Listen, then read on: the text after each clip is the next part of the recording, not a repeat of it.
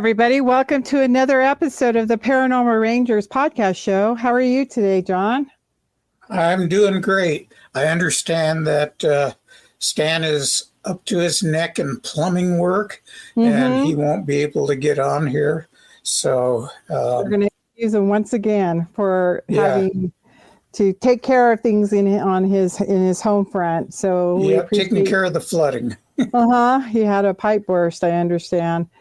Well, today we have a special guest. We have another exclusive, and her name is Melissa Madrigal.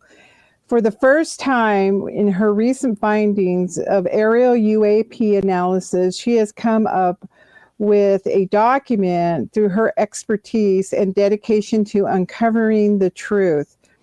She located a frequency while researching a fascinating phenomena of a UAP that was experienced by someone who will also be on the show to give us her account of the sighting that she had in the photos that she submitted to Melissa's work.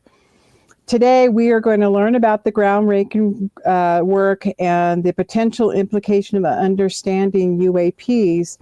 In the document that was completed and authored by Melissa, she is the Director of Research for the International UFO Bureau and founder of Maddie Sphere Research. She uses all her analytical processes, including frequency mapping, motion modeling, and cross-case comparisons, were conducted independently using proprietary tools and methodologies. Now, I said a whole lot of stuff there, but Melissa's going to break it down for us today. So today, I'd like to introduce Melissa Madrigal. Hi, Melissa. Welcome to the Paranormal Rangers podcast show. We're so happy to have you here. Thank you for having me.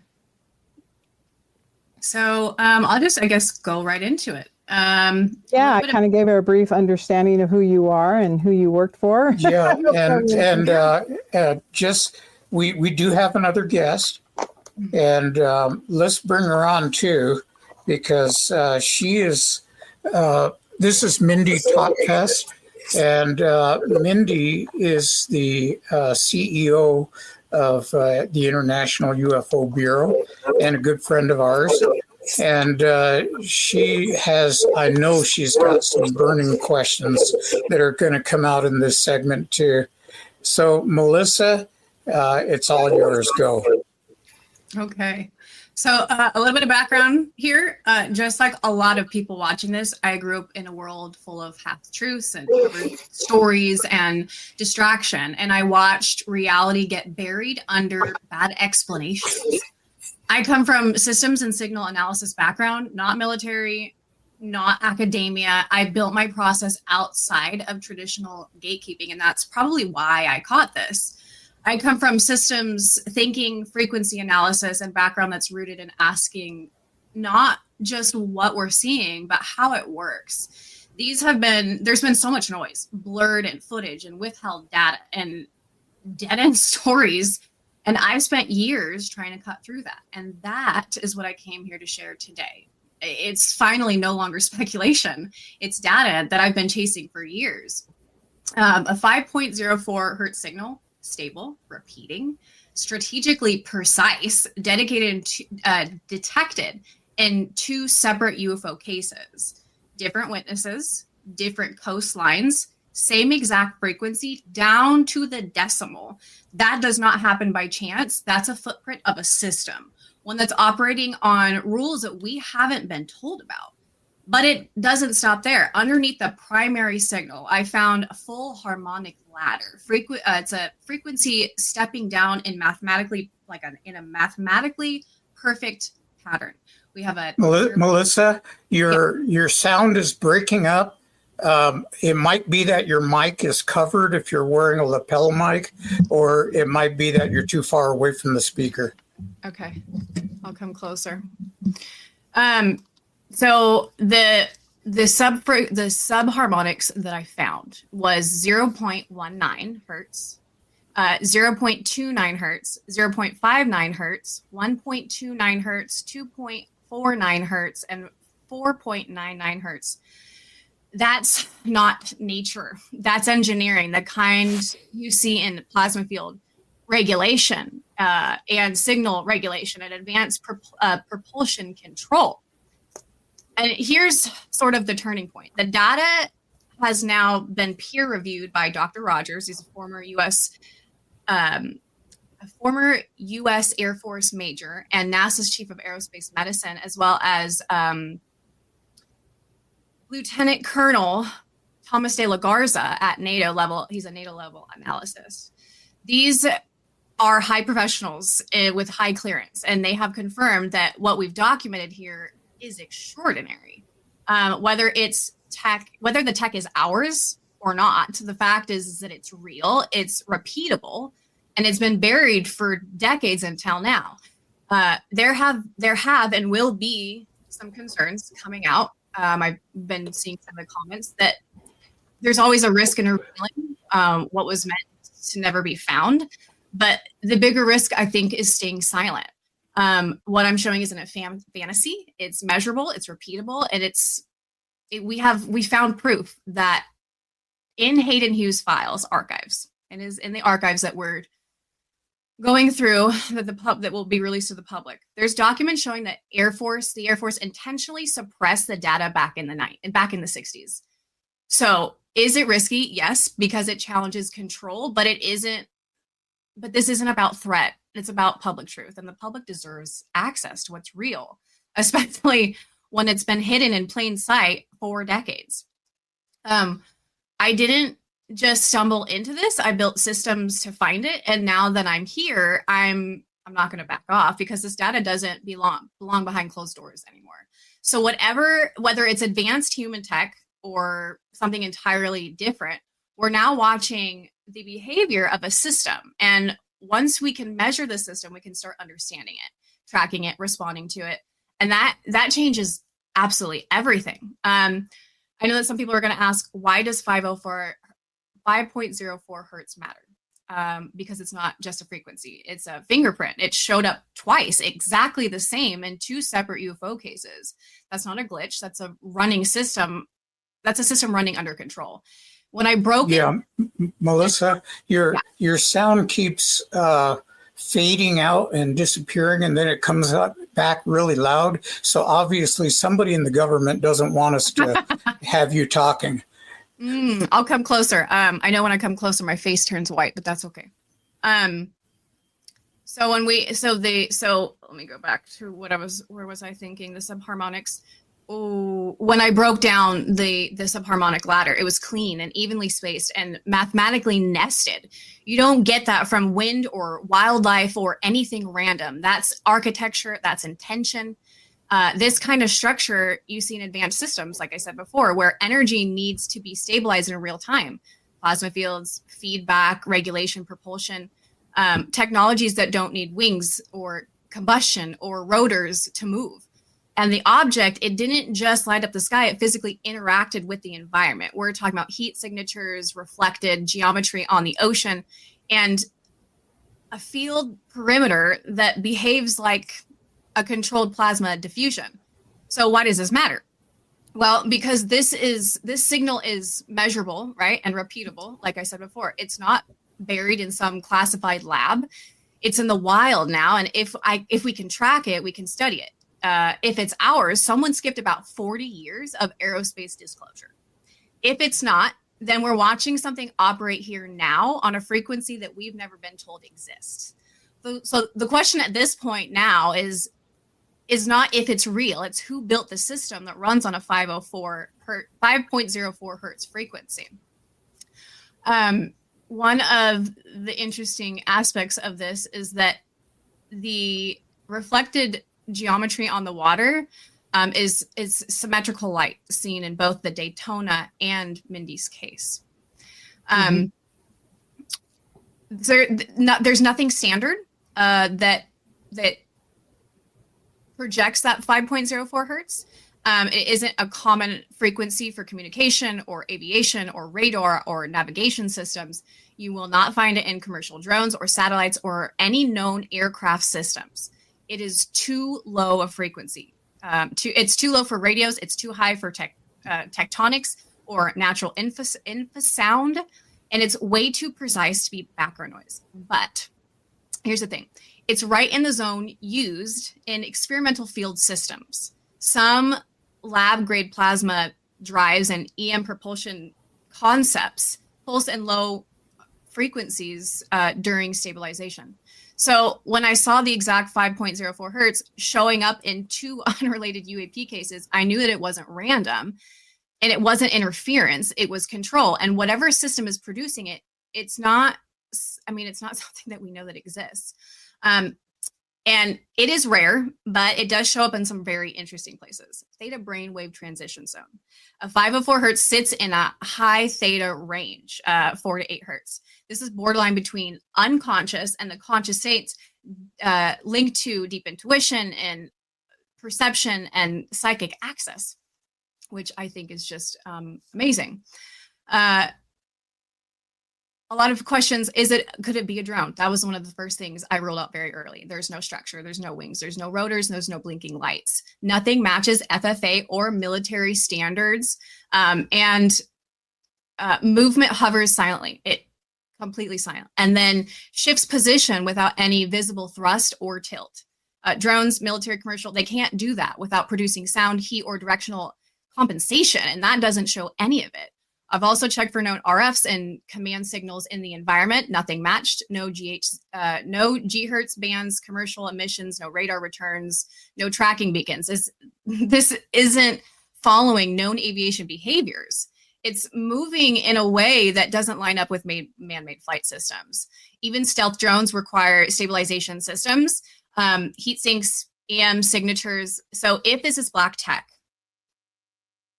well, it would leave traces. And they left none. Lights, and there's no, just light signatures, structure, and an energy pulse that matches nothing in the current airspace playbook.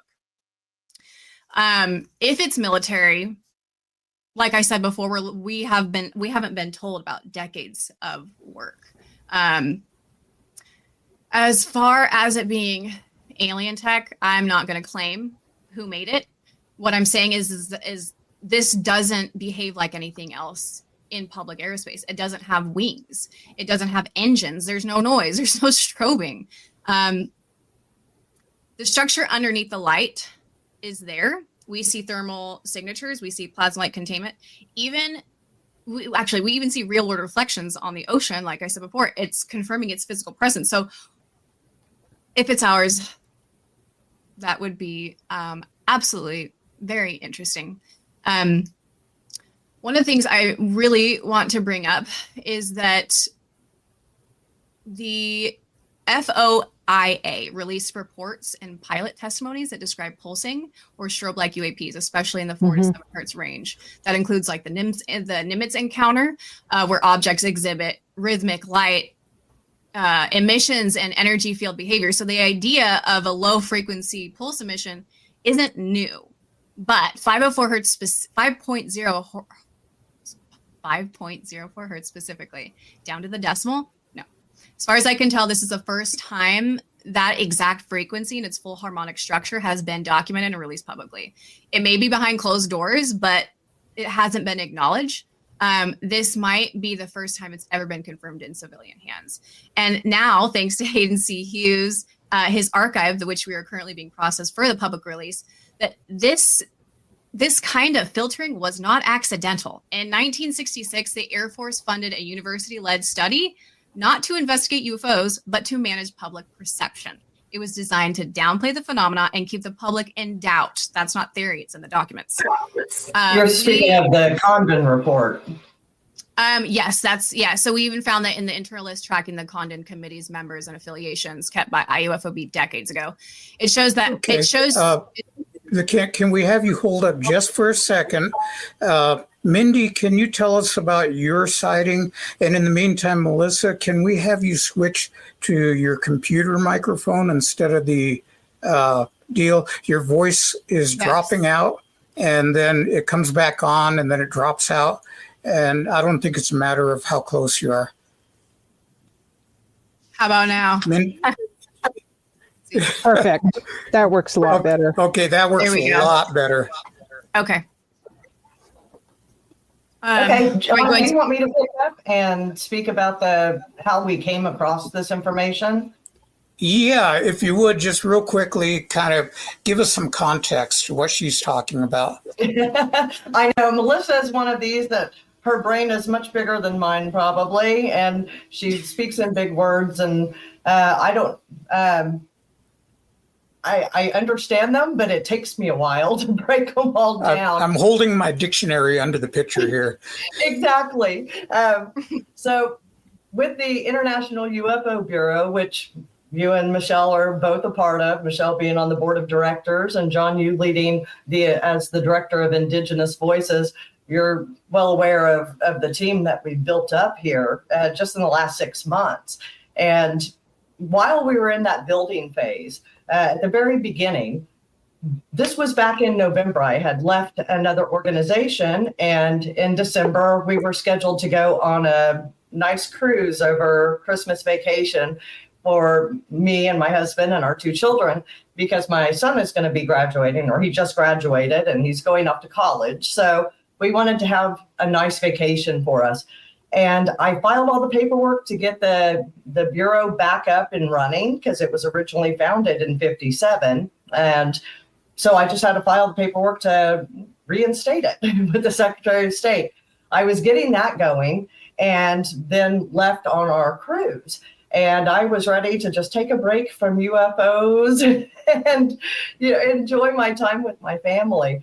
So I wanted to address this up front, because if I was an outsider looking in and hearing this story, I would be very suspicious, because I'm basically saying what we're saying is, look, here's a girl that founded a UFO organization. Oh, and by the way, here's this major finding from a UFO video she filmed.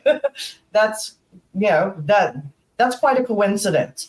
So up until then, I did not consider myself an experiencer in the sense of being an abductee. I've seen lights in the sky that I couldn't pin down. I would go in and check the flight radars and the satellites and everything, and okay, well, that was strange. Can't line it up with anything. It's probably an unknown. But that didn't happen very often for me. That's a handful of times in my lifetime. So leading up to that cruise, I was not expecting to see any unexplained lights. So it was December 23rd, this last year, 2024, and we had a room with a balcony on it. And my husband and son were extremely tired. They had laid down, and my daughter was up, I think, looking at her phone in our cabin. And I just went out to enjoy the evening on the balcony. And while I was out there, she came out at one point, my daughter did, and we actually saw an amber colored light off in the distance. And it started off as a star-like light. I mean, it was just a little pinpoint in the sky, and it grew in intensity like it was coming towards us. And I was like, well, that's not a star, because it got rather large. It wasn't huge in our view, but it was much larger than it had started. So we watched it, and it disappeared. As I was trying to take a picture of it, I was trying to zoom in, and by the time I got there, it was gone. So I said, okay, well, that's strange. We went back inside, and about 10, 15 minutes later, I got back out onto the balcony again. And that's when I noticed this light off in the distance, right above the ocean level. It was dark outside, about 11 o'clock at night. And I saw it, and it flared up and really started flashing. And I said, well, that's strange. So I started recording, and you'll hear in the first video, I yell for my daughter. I say, Aneshka, come out here, look at this thing. I don't know what it is. And you'll hear us speaking in the video, trying to determine what it is we're looking at. So I'm like, could that be a buoy or an oil rig or something of that nature? Because I'm from Oklahoma. We're landlocked. I'm not familiar with a lot of the things that might be seen out on the open water. So I was leaving it open for whatever it could be. And so you hear us kind of walking through that, trying to determine what we're looking at. And then the second video is where it really starts flaring up and flashing a lot at us.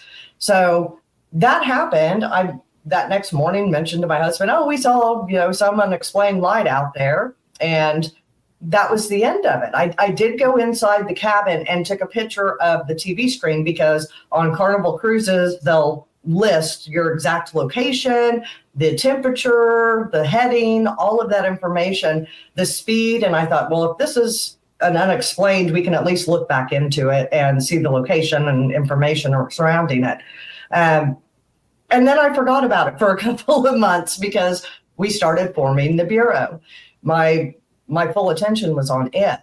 And so whenever I came across Melissa, I had seen her on TikTok, and she had posted something about the genetic condition that I have and what she has, and had drawn some conclusions between it and some of our heightened sensibility or senses that we have with this condition.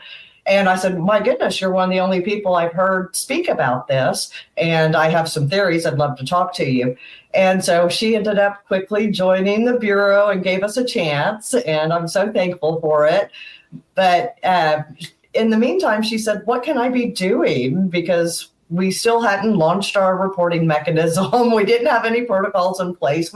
We were literally at the very beginning stages of building. And I said, well, if you want to play around with it, I have a video from the cruise I just took a couple months ago. I haven't had a chance to look at it and confirm anything.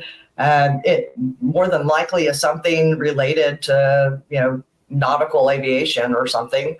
And yeah, you see what you can find. And so that's what she did. Mindy, what I really find interesting about your story and her finding Melissa is kind of a collaboration of having two commonalities. What I find really interesting about this whole story is her findings. When the military hides these type of programs that are the analysis of what's going on with different projects that are military based, they don't want it out to the common people, because what happens in that is it becomes homeland security issues, and we have to protect the homeland security. Well, basically, what's come out with Dr. Rogers recently, basically him witnessing a UFO that was being constructed by the U.S. Air Force. I found her findings very interesting. There was an actual movie made in 2018 with Gillian Anderson called UFO, where a kid witnessed a UFO over I think it was Chicago O'Hare Airport that stood there, and he ended up finding a frequency attached to that. And with his brilliant analytical mathematical skills, he figured out that the analytics were what brought and started communicating with this alien species. And this is fascinating to me, Melissa, because you're on to something. You are on to something. Was this a communication response to Mindy's story of her going out, and she never does this, and all of a sudden she just had this frequency feeling inside her called an emotion to wanting to see the beauty of the sky? I often wonder if we're sometimes nudged that way because we're being sent impulses of light and frequency and energy to go see something occur. This happened to me recently when I was in California. I heard something say, look up in the sky. Well, Starlink rocket was flying over, and I caught pictures of it. At first, it looked like a comet, but then I looked at what's happening in our sky tonight. It was a Starlink rocket. So some of these things, I think, energetically, the pulses are coming through, and we're communicating with it. And if we're tuned in just right, there may be a communication process through frequency going on. I'd like for Melissa to comment on that. Possibility. Yeah, I was going to say that, Mindy, it sounds like you may have been a past investigator for an organization who shall not be named, just like Harry Potter.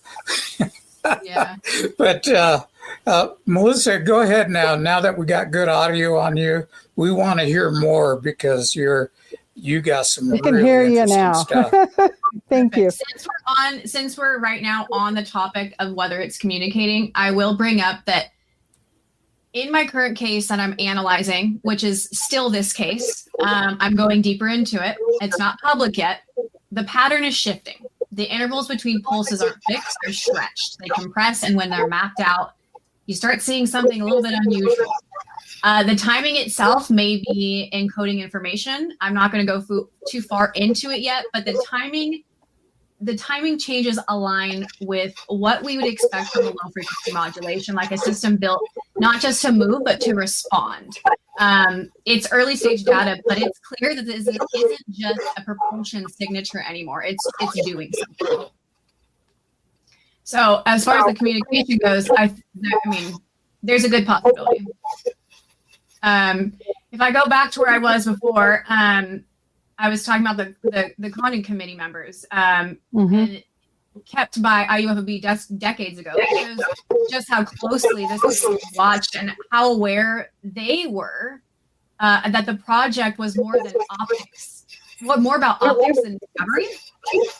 And then in 1968, a letter from Edward Condon himself, the head of the study, he admits the project was already collecting civilian reports and reviewing live sightings, but he also says that they hadn't yet decided what the final publication would take, and that shows they were already managing the narrative before the study was even concluded. One document even states directly that the Air Force has used ridicule and deception to keep the public in the dark about one of the most important problems in our time. And when the final report came out in 1969, multiple scientists who worked on it, like David Saunders, spoke out, and he was fired for saying some of these crafts had to be under intelligent control. Newspapers printed the backlash, which we have in the archives, but the story still got buried, and the messaging didn't stop with the report. Headlines told the public the story was over. UFO tales, they were myths. Study concluded. Teachers were even advised to stop giving their students credit for reading about UFOs. That it wasn't science, that it was narrative control. So we're left with two options right now. Either this is a new class of black tech operating in total secrecy, or it's something entirely differently that we don't understand. I do believe right now with the data we have that it could be plasma based because of how the light behaves. It's not flickering like an LED, and it's not focused like a beam. It diffuses outward in a soft halo, stable, even, and without any strobe or pattern. That's what plasma does when it's suspended or continued. There's no visible housing, there's no directional source, just a glowing field. And that matches what we've seen in known UAP footage, like the gimbal case, and in plasma-based propulsions. The consistency, the color, the tone, the glow pattern all point to energy being held and modulated, not projected from a bulb or a device. And the green to white spectrum combined with the lack of red or infrared bleed is consistent with ionized gas behavior in field containment. It's not atmospheric, it's not reflected, it's active and it's controlled. Let's see. So you were talking about the emissions of the brightness and motion synchronization of those lights coming together. Is that my understanding of what you're saying here? Yeah, synchronizing their motions. The green glow, though, is actually one of the biggest clues. It's not standard aviation light. In fact, it matches with what we'd see in ionized gas, especially in plasma discharge or field-based energy systems. This isn't like a reflection or a spotlight. It's an energy emitted. The color holds tight to a specific band. It doesn't drift or flicker like you'd see in LED, interference or reflection off the water. That kind of stability tells me it's being controlled, and in multiple frames. You can even see the white hot center of the green halo, just like what's observed in high voltage plasma experiments. So when people say it's probably just a plane, I always ask, well, what kind of plane glows with ionized gas, hovers without sound, and emits stabilized green-white pulse in a perfect harmonic pattern? Because we don't have those. Yeah, your voice is still breaking up. I think it might be a bad connection because it's just breaking. It's going soft we can hardly hear you, then it comes on real loud again. You may have to reestablish the connection. You might also have to check for that undercover government van parked on your street somewhere that's trying to jam your signal. Yeah, that's been an Is it interesting better when I topic. fix the computer? It's still really soft. Still doing that? What the heck? Okay. You're being Yeah. interrupted by something, but anyways, Yeah, we haven't had this happen before on any of these. yeah, I know, it doesn't all the surprise times. me. Doesn't surprise Yeah, me. it doesn't surprise me. What I would recommend is that you leave the room and then come back in and see if it might be something with the network that's your Wi-Fi or something else. Maybe it's just a bad channel.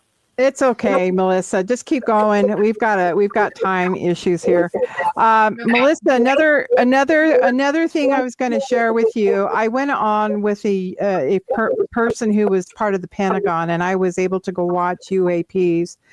And this one night they were doing maneuvers, and I know this is kind of going a little bit off base, but not really, because there's a question to this I want to ask. One of the things that I saw to the right of me when we were out there observing these UAPs was about 200 feet to my right, there was a ship floating right there with this plasma that you're talking about, this light. It was a greenish light. And I kept asking myself, okay, I didn't want to look over there. For some reason, it was a little bit of fear. It was a little bit of the unknown. Is that a ship, or I'm just seeing something out of my own imagination? This was the early stages before I got involved with the phenomena. And I saw this thing floating over here to my right. And I saw that exact emanation of that same light you're talking about. And I kept asking myself, does this light cause that apparatus to float or to maneuver, like, hover? I guess that's the word I need to use, hover. I don't know if you've ever come across those kind of analytics. I have, but it's in the next report. Okay. Yes, it's in the next report. I don't know how much I'm going to give away of that, but that report throws this one in the trash. Just keeping us on the edge of our I know. seats. Thank you. I mean, not saying that you. this one isn't big, but the next one, this one I'm finding, it's blowing my mind. Absolutely blowing my mind. Okay, for the next chapter. So I The asked. next Yeah, chapter is we're- absolutely, I asked a future question. We're gonna have to do a several part series here. Probably so on that one. Yeah, that case is probably so. Right now, the report that was just put out on IUFOB right now is out. That's I think about 60 pages, but this new one is going to be probably between 200 and 300. Okay, we would love to have you on our show once that comes out, because I want that question answered. But I find I'm very techie in my mind, very scientifically minded, and I don't let a lot of people know that other side of me. But this fascinates me because I've had experiences around it too, similar to what Minnie's had. I'm sure John's had too. But I'll never forget that experience of seeing the light. The light was very significant. Mm-hmm. And the fact that it came up in it's one thing for it to come up in one UAP case, but it's another for it to come up into a second one that's completely unrelated. This one, so that one came off of TikTok. It was just one that I went, wow, that's interesting. And then when I got Mindy's, I went, I wonder what would happen if I did the same thing. And it was the same thing, down to the same harmonics. And I love it. I mean, now that there's a pattern. I love the bigger picture though. It means that we've moved past stories and speculations. We're finally seeing measured data, structured and repeatable and intelligent. And this isn't now just a light in the sky. It's a signal. It's precise, and it's showing up in multiple places across unrelated events. So, whether it's advanced human tech or something entirely different, we're now watching a behavior of a system. Something to look at is a communication device, 100%. Looking at the mathematics of it being a communication frequency. Yeah. I'd love to see that happen too. Mm-hmm. You mentioned before when we previously talked whether this was biological or not. Right. And I think that's one of the most important questions, and the most complicated. based on everything that I've recorded, both in Mindy and Daytona case, I cannot say that this is a biological craft. The frequency structure does not support that. The 5.04 hertz signal is precise right down to the decimal. It repeats identically across two separate events, and breaking it down the full harmonic underneath, that's not organic. That's engineered. It matches something that we see, right? Like I said before, in plasma containment systems or advanced simulation, not biological organisms. So, but what is strange is that we're also picking up real-time RF field spikes that seem to correlate with human emotional states, especially in the proximity to certain people or environments. We've documented emotional triggers and music-induced resonance, even measurable electromagnetic changes when intention or focus is involved. So, like, again, while I can't say the craft is biological, I do believe that the system is might be biointeractive, meaning it may respond to consciousness, to feeling, to field-based communication that we don't fully understand yet. And I'll be honest, I mean, we're still in the early phases of testing this. There might be data that comes in that blows me away more than it already has. So there's still a lot to go. So we can't say anything indefinite, but we have real data. So the question I want to ask, and I'll open my big mouth again, is, have you been contacted by any alphabet letter agencies who do not want you to get this information out? I have not, but Mindy and I have both been being stalked by some interesting people throughout the government, so there are eyes on us. Yeah. One of the things that strikes me is this idea of light communicating. And in the case, real quick, in the case of the Phoenix Lights, there were a lot of people that saw it, but very few people actually got their cameras out to film it. And you see this over and over in the Phoenix Lights case on Interstate 10 between Phoenix and Tucson. It went right over the top of the Interstate 10. And people were out of their cars, all looking at the sky. And then when it went, after it passed, nobody turned to each other and said, "Did you just see what I said?" Everybody just quietly got back in their cars and continued their journey. And in my experience, when I've been in paranormal situations, UFOs included, what I've seen is an absence of sound. Insect life, animal life, all that disappears. And I got to the point, and call it mild paranoia, but I got to the point where if the dogs were barking in my neighborhood at night, most people it would drive them nuts, and they'd be screaming out the window, "Shut up!" And I'm over there going, "Okay, there's no UFOs around, so I'm, I can sleep." And it became a source of comfort to hear all those noises. So I'm just saying. Melissa, I would like to bring up, in response to John, that he was speaking of the Phoenix Lights, and that was one of the ones you identified that showed the same resonance as my video and the Daytona Beach video from TikTok. And when we're referencing that, I do want to share that we did get permission from that witness that had posted it to do the analysis on it. She is aware that we're posting it. All the videos are available, that my two videos plus the Daytona Beach video are all available on internationalUFObureau.com, along with Melissa's full report. So I just wanted to throw that in there. And Melissa, if you'd like to build on that, because I know the Nimitz also shared the same. I want to go, what I'd like to touch on is neurobiology, honestly. I just completely lost my train of thought. And a train wreck? Oh my goodness. It's okay. Your brain is so full of so much stuff, Melissa. I know. We understand you're nervous. There's so much information going out. I even stopped doing my last, the continued report. I had to stop doing it so that I could remember this one. But in short, I'm not using the right word because I can't think of it, but conditioned stimuli. We have conditioned stimuli. We've had conditioned stimuli since we can remember.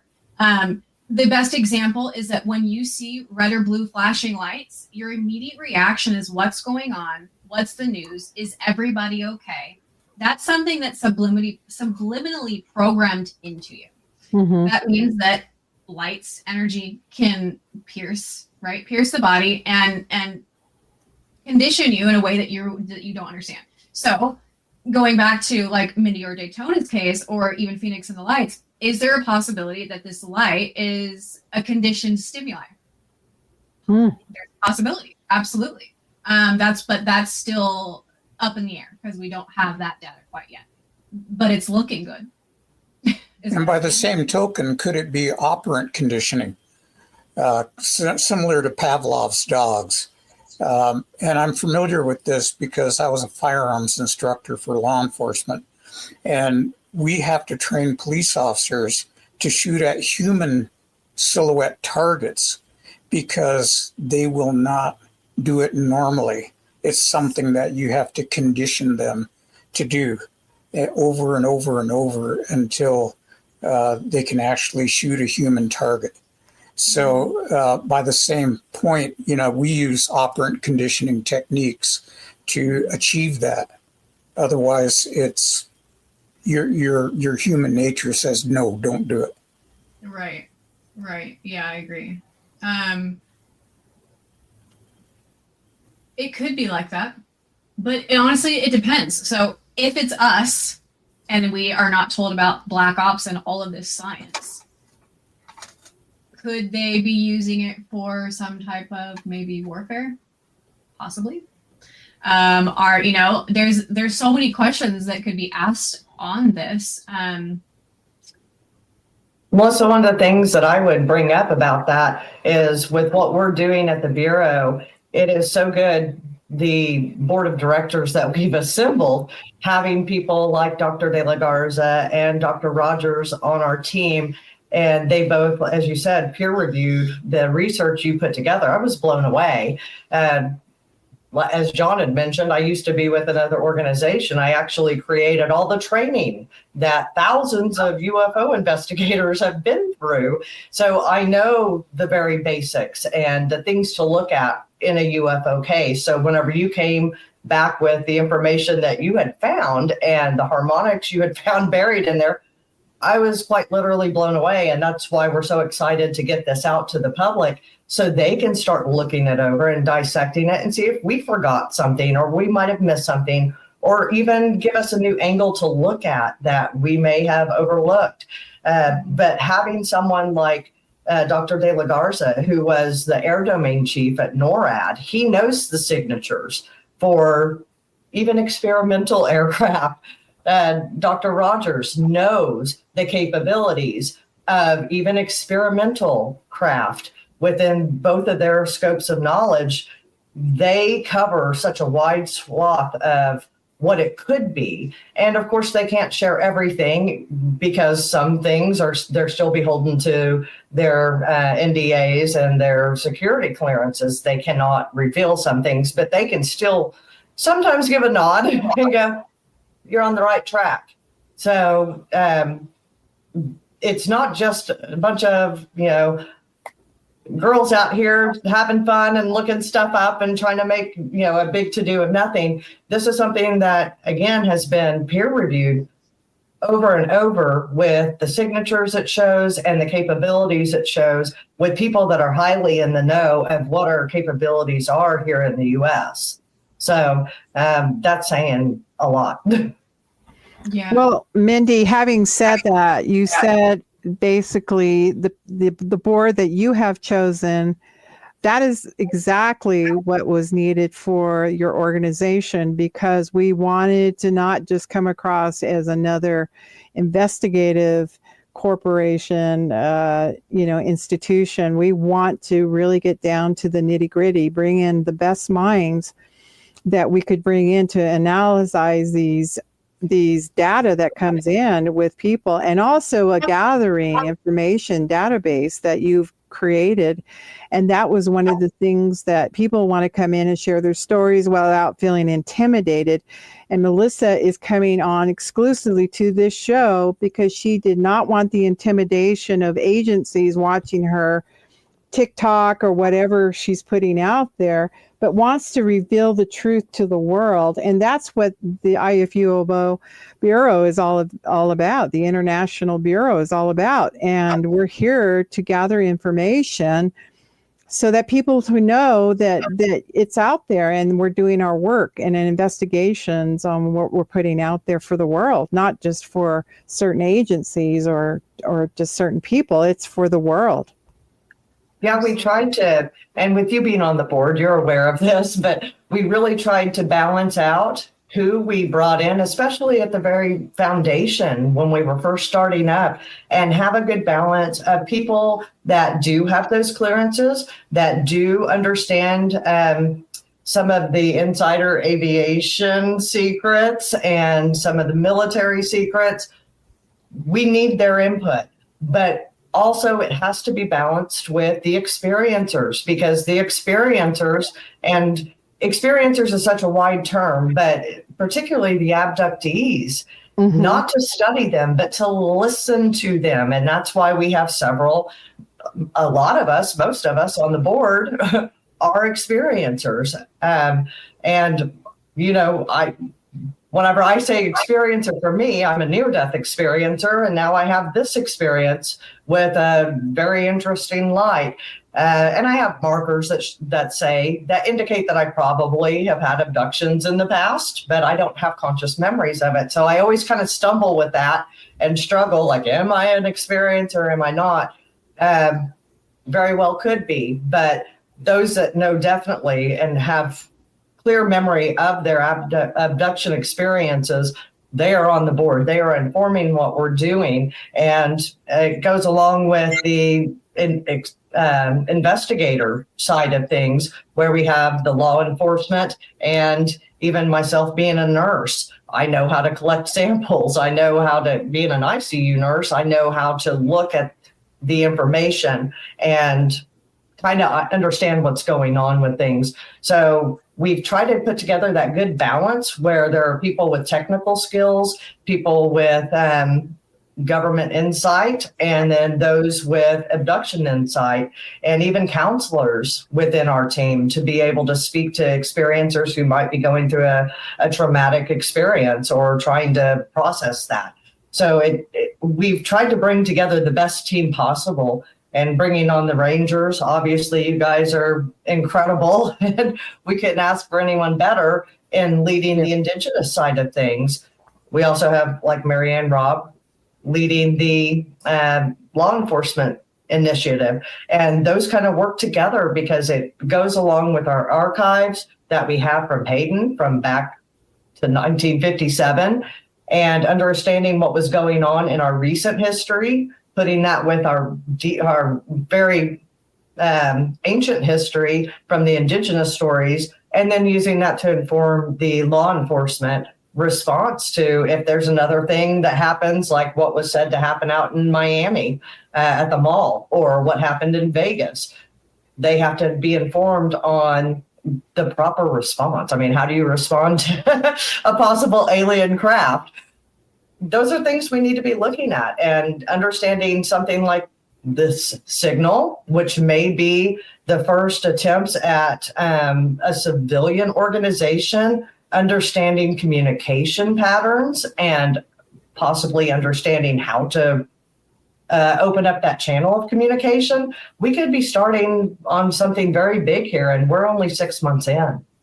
Yeah, absolutely. I believe that if we continue to do this work, now that I have built the structure to be able to figure out how to detect the harmonics and the frequencies within it, we can start mapping them individually. And even if we're coming up with other things besides the 5.04 hertz, we should be able to start creating a map and understanding it on a level that we've never understood it before. You know, at some point when we bring you back on your show, you talk about methodologies and skill sets that you used We did not go into it. I'm sure we just got the tip of the sword today, and I appreciate what was said here. I mean, there are so many questions in my brain right now that are floating around. But just to give you a little bit of my understanding is to let people know, go watch that movie UFO. It kind of touches on what you're doing. It's 2018. It starred Gillian Anderson, and I think it was David Strathairn. It's an older movie. It was a B movie, but it hit me like a ton of rocks when I remembered that, of what you're doing, because that is a movie. We're talking about reality. And it took your brain to analysis of this experience of two different experiences, unrelated, and maybe contact is coming, because I've heard so many people saying it's time. This could be the time. It could And, be. It could be. I'm definitely not the one, never going to be the one to say that, just because I bring the data. I don't bring the conclusion. Everybody else can come up with their own conclusions. Right. Yeah. Yeah, the International UFO Bureau is accepting membership if you go to the website. And so they're looking for new members. They're looking for qualified investigators and, or any people that can fulfill any other niche duties that need to be done. And, as you can see, she picked the best of the best of the best, sir, with honors. So, Thank you, ma'am. We just have a couple of minutes left. Closing thoughts? I'll jump in with a closing thought, if you don't mind. Sure. This is something that me and Melissa had spoken about earlier because of the TikTok she posted. Got so much traction in like 2 days. And one of the things we had discussed is some people are really going to be let down. They're going to be like, oh, it was a signal or something that they picked up. Mm-hmm. Big whoop. Where is disclosure? But we really believe, I think most of us within our team believe that disclosure is a process. And so what we're putting out there is a first step. It's been 6 months that we've been at this, so give us some time. There will be bigger releases coming in the future as we continue this research, and we'd love to hear from the public and anything that they'd like to add in or give us their thoughts on it. I mean, even if it's a bad critique, which we don't really care for, but of course we have to listen to, because a lot of times they're right. And so it's things that we need to take into consideration. But, I apologize to the ones that are let down, but I think others that have been within the field for a long time will be very happy with what we've revealed today and what we're finding, because they understand the importance of what it's hinting at and seeing the big picture.